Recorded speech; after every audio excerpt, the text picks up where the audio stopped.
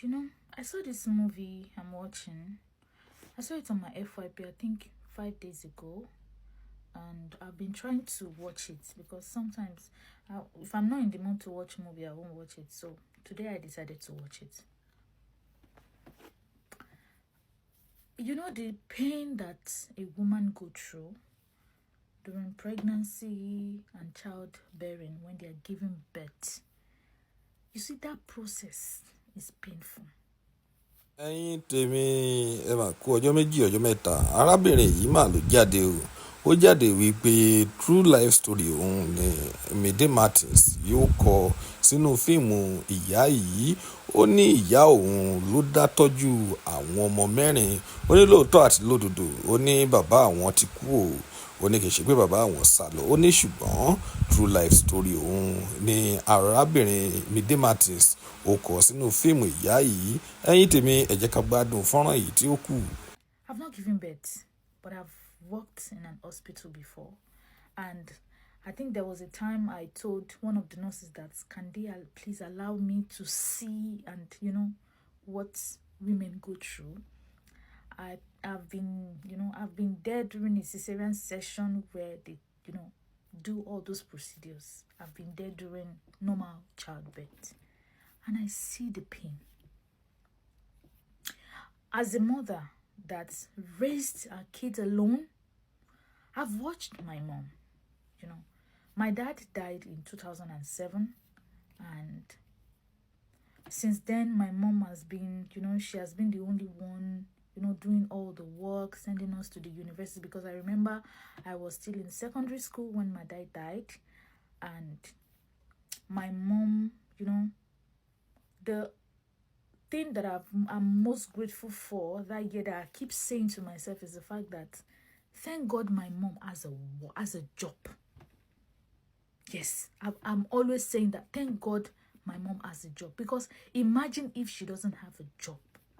She was left with 4 kids. Now, I accepted that that's one, the man died. The man is still alive. You left your wife to cater for 3 children. You were not there when they needed you the most. You were not there during their pain. You were not there when they were crying. You were not there when they were laughing. You were never there. This woman raised those girls, sent them to school. Now, the world can see that, these children, yes, they are good looking. And then those kids, you saw the pain, you saw the suffering that your mom went through, single-handedly raising you. And the only thing you could pay her back with is by going back to that father, disregarding your mother's feelings, not for once considering the pain she went through. The father that was never there for you, the father that didn't even look for you. Now you want to go back to that father. Now you feel like that is the moment you needed your father. That is the moment to leave your mom and go and look for that father that was never there. As I'm watching this movie, there's one prayer that came out of my mouth. I said to God, God, I'm not a mother yet, but the child that I will give birth to, that I will do everything for, that will reward me with cruelty, I don't want it. I don't want that child. A child that will love me wholeheartedly as a mother. That's the one I want. And it's not as if I'm praying that the father will not be there. But in this life, when we are praying for children, we should pray for the child that will love us unconditionally. Imagine the pain I went through giving birth to you. The pain I went through to single-handedly raise you. Not 1, not 2, but 3. And the only thing you could do for me is when it's now the time for me to reap the fruit of my labor. You now said, no, it's not you that will reap that fruit. It's that father that was never there that will reap the fruit. You see the way that woman is crying?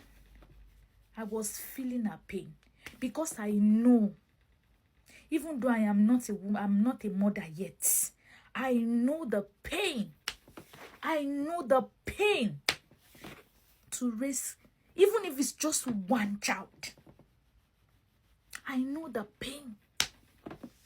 The day you will eat or the day you will not eat. The day that your mom will sacrifice everything she has to make sure that you are comfortable. I feel like we are not praising our mothers enough. I feel that because sometimes when I sit down and see people who are single mothers or people who are widow that are raising their kids themselves, I feel like God should just give me money or something to give them so that, because the thing my mom went through when my dad died,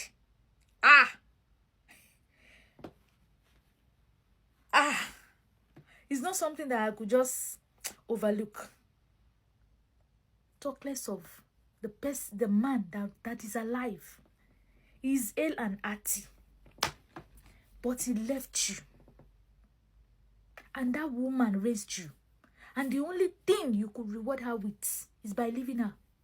When it was time for you to start, when it was time for her to start benefiting from you.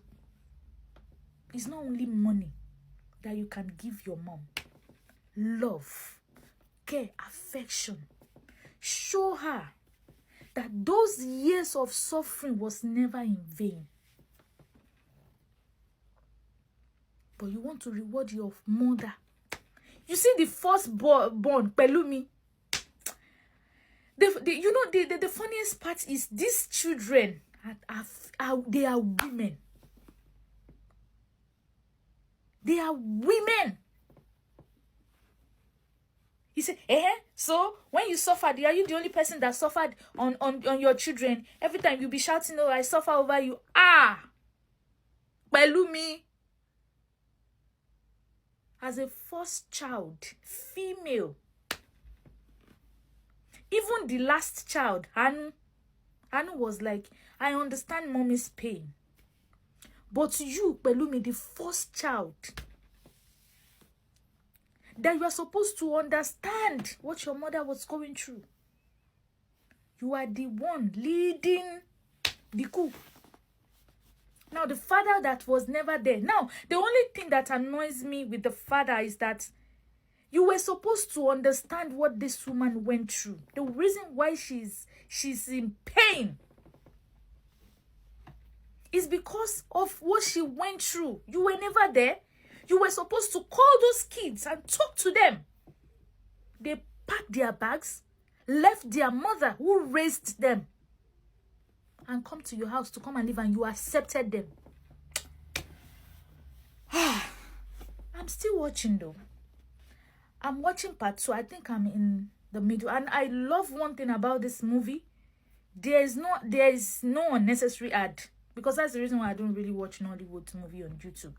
There's no unnecessary ad. It was just straight to the point, and I love that. But I'm still watching. I'm still watching because